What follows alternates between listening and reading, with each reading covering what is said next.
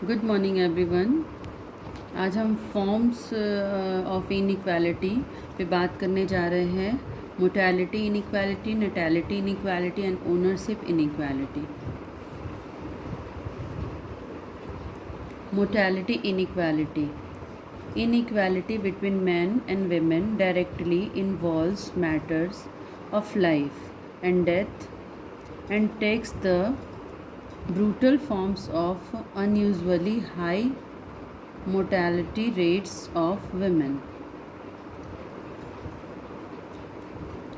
दुनिया के कुछ क्षेत्र हैं जहां महिला और पुरुष के बीच असमानता सीधे उसके जीवन और मृत्यु के मामले को शामिल करती है और महिलाओं को असामान्य रूप से उच्च मृत्यु दर और पुरुषों की कुल आबादी में पहले से मौजूद असमानता का एक बहुत ही घिनौना तस्वीर प्रस्तुत करती है।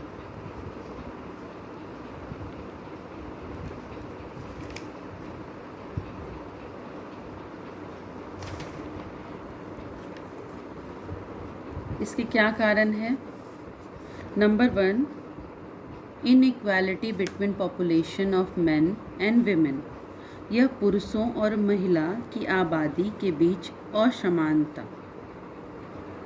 Inequality between population of main and women, पुरुषों और महिलाओं की आबादी के बीच असमानता जो है, इसको ये दर्शाता है कि किस तरीके से 1000 पुरुष पे महिलाओं की संख्या 700 समथिंग है।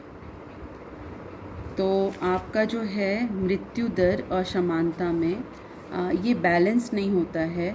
1000 पुरुषों पे 1000 महिलाएं होनी चाहिए, लेकिन इस तरीके का जो अनबैलेंस सिचुएशन है, वो जो आपका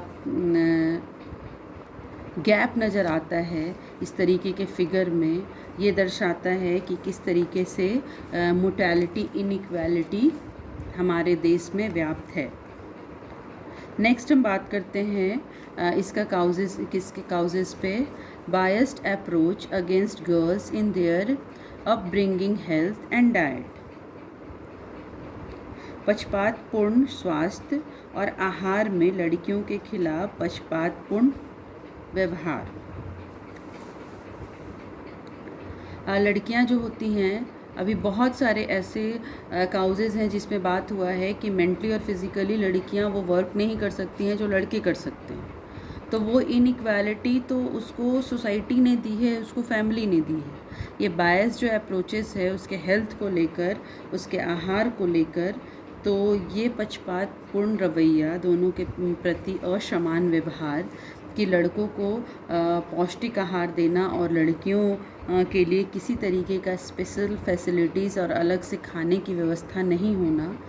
तो अगर इस बात को थोड़ा तर्कपूर्ण मान भी लिया जाए कि मनोविज्ञान ये कहता है कि फ़िज़िकली महिलाएं फिट नहीं हैं, फिज़िकली महिलाएं वीक हैं compare between a male person, तो ये होना चाहिए कि लड़कियों के लिए अधिक स्वास्थ्य संबंधी चीज़ों की व्यवस्था होनी चाहिए।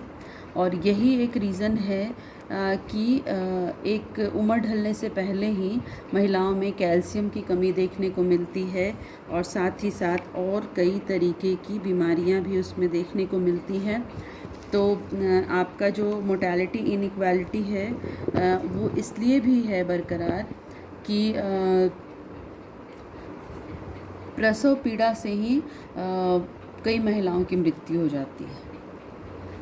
जहाँ आज बात होती है कि एक बच्चे का बर्थ में जच्चा और बच्चा दोनों सुरक्षित रहें और दोनों ही स्वस्थ रहें, वैसे माहौल में अगर महिलाओं की मृत्यु दर बहुत अधिक बढ़ रही है तो इसके पीछे एक सबसे बड़ा रीज़न यही है कि प्रसव पीड़ा को वो नहीं झेल पाती हैं क्योंकि पर्याप्त सुविधाएं नहीं हैं और उसने अच्छे हॉस्पिटैलिटी नहीं है, और अगर है तो वो काफ़ी महंगे हैं और सभी लोग उसको अफोर्ड नहीं कर पाते। तो स्वास्थ्य और उस आहार को लेकर भी महिलाओं को अपनी जंग लड़नी पड़ती है। तो ये सबसे बड़ा रीज़न है आपका मोर्टेलिटी इनइक्वालिटी की। नेक्स्ट है आपका mortality rate of women in higher, महिलाओं की मृत्यु दर अधिक। महिलाओं की मृत्यु दर अधिक होना, मैंने अभी थोड़ी देर बताया था कि जो रेशियो रेट होता है प्रति वर्ष 1000 व्यक्तियों पर जन्म की संख्या महिलाओं की, तो 1000 पुरुषों में 700 समथिंग ही महिलाएं हैं। तो ये गिरता हुआ दायरा, ये गिरता हुआ स्तर भी बताता है कि मृत्यु दर असमानता अगर व्याप्त है तो इसके पीछे कारण यही है कि महिलाओं की मृत्यु दर अधिक है। अगर मृत्यु दर रुक जाए, उनकी स्वास्थ्य संबंधी सुविधाएं दी जाए, उनको वो पोषक तत्व दिया जाए, उनकी शारीरिक क्षमताओं को उस पौष्टिक आहार से इतना बढ़ा लिया जाए कि हर तरीके के बीमारियों से उसका शरीर लड़ने में सक्षम हो, तो महिलाओं की मृत्यु दर घटेगी, ना कि बढ़ेगी। तो ये सबसे बड़ा रीज़न है आपका मोर्टेलिटी इनइक्वालिटी, मृत्यु दर असमानता की।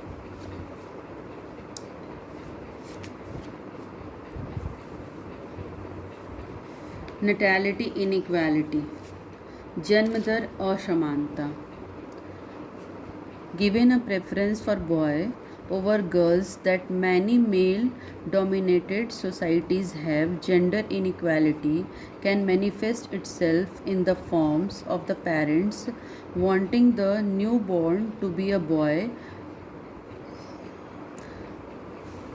There was a time when this could be no more than a wish, but with the availability of modern technique to determine the gender of the focus sex, selective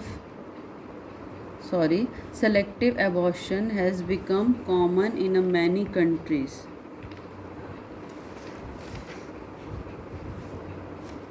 नवजात शिशु को लड़की के बजाय लड़का बनाना। पहले तो जो ये सोच थी कि एक समय जब हम नहीं जानते थे, ये बस हमारी एक इच्छा थी, एक सपना था कि होने वाला जो बच्चा है वो लड़का। लेकिन आज व्यवस्थाएं बहुत ही डेवलप हो चुकी हैं। अल्ट्रासाउंड के माध्यम से लिंग का निर्धारण हो जाता है और पता चल जाता है कि माँ के गर्भ में पल रहा बच्चा बेबी बॉय है या बेबी गर्ल है। तो इस तरीके के आधुनिक तकनीकों के आने से कहीं ना कहीं चयन की प्रक्रिया बढ़ी है, और हम अगर एक बच्चा चाहते हैं तो पूरी तरीके से यही हमारा प्रयास रहता है कि होने वाला बच्चा जो है, अगर वो एक बच्चा हमें रखना है तो वो लड़का हो। खास करके ये पूर्वी एशिया में, विशेष रूप से चाइना में, कोरिया में, यहाँ तक कि कई ऐसे कंट्रीज़ में हैं जहाँ के बारे में हम स्वप्न में भी नहीं सोच सकते। कई तकनीकी केंद्र ये लिखती है कि यहाँ लिंग परीक्षण नहीं किया जाता, लेकिन गुप्त तरीके से लिंग परीक्षण होता है। और जन्म दर असमानता ये व्याप्त है क्योंकि हम लिंग का परीक्षण करते हैं और जन्म के पूर्व ही अगर निर्धारण हो जाता है कि होने वाला बच्चा बेबी गर्ल है, तो हम ये बहुत ही एक कठोर और घिनौना निर्णय लेते हैं और एबॉर्शन की तरफ बढ़ते हैं।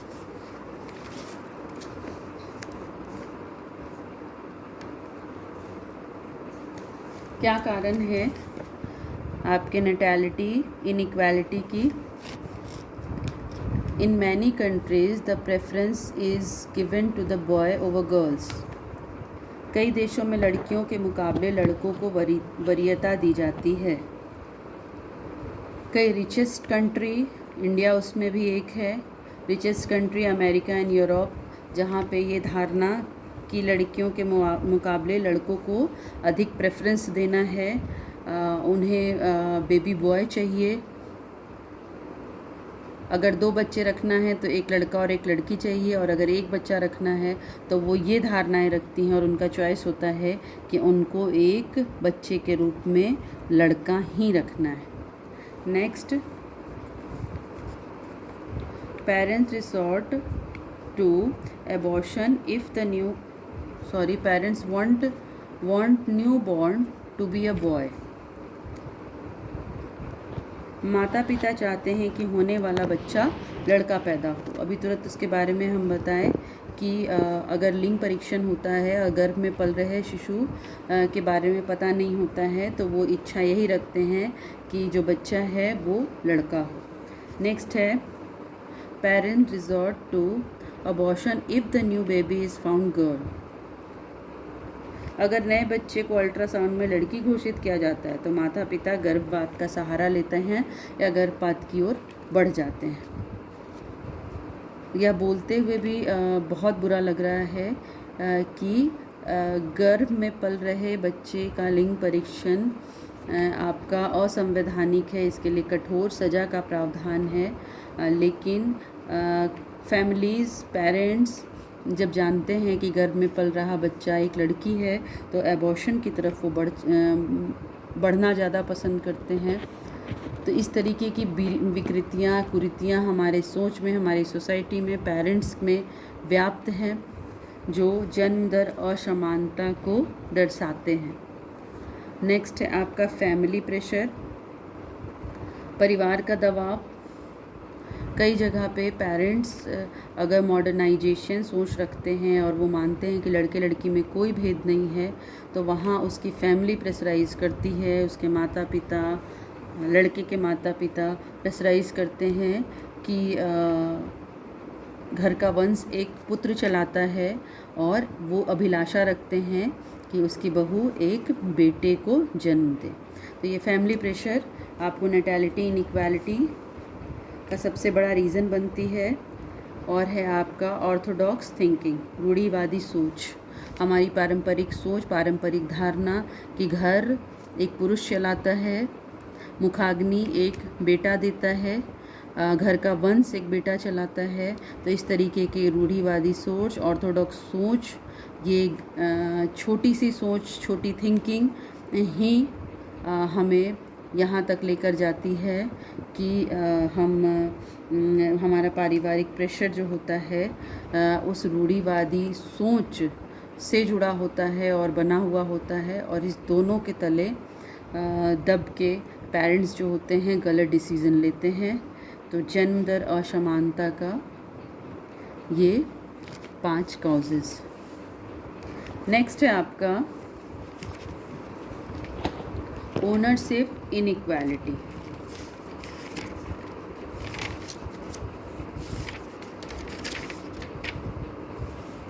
स्वामित्व असमानता। Property ownership is very uneven in many society. Even basic property such as house and land are divided asymmetrically. The absence of property claim can not only reduce the voice of women, it also makes them difficult to enter into economy and social activities. Traditional property right include not only India but also Kerala. कई समाज में संपत्ति का स्वामित्व बहुत असमान है। अगर उसका वर्चस्व है तो बहुत असामान्य रूप से उसको बंटवारा किया गया है। यहाँ तक कि बुनियादी संपत्ति जैसे घर है, ज़मीन है, पैतृक घर, पैतृक ज़मीन को भी विषम रूप से, अलग तरीके से, अलग असमानता के रूप में उसको बांटा या साझा किया जाता है। संपत्ति के दावों की अनुपस्थिति न केवल महिला की आवाज़ को कम कर जाती है, मैंने पहले बताया है कि जिसके हाथ में आपका इकोनॉमिक पावर होता है, पूरे घर का पावर उसी के हाथ में होता है, तो महिलाओं की आवाज़ कम हो जाती है। इन संपत्ति के दावों में पुरुषों की आवाज़ बुलंद हो जाती है। उन्हें आर्थिक और सामाजिक गतिविधियों में प्रवेश करने में कठिनाई अनुभव होता है। पारंपरिक संपत्ति अधिकार में भारत ही नहीं, केरला राज्य भी है जहां लिटरेसी रेट कहते हैं कि 99% है। वैसे जगह पे भी पारंपरिक संपत्ति अधिकार में महिलाएं अपने स्वामित्व के लिए, अपने इक्वालिटी के लिए आज भी स्ट्रगल कर रही हैं। तो ओनरशिप इनइक्वालिटी के काउजेस पे हम बात करते हैं।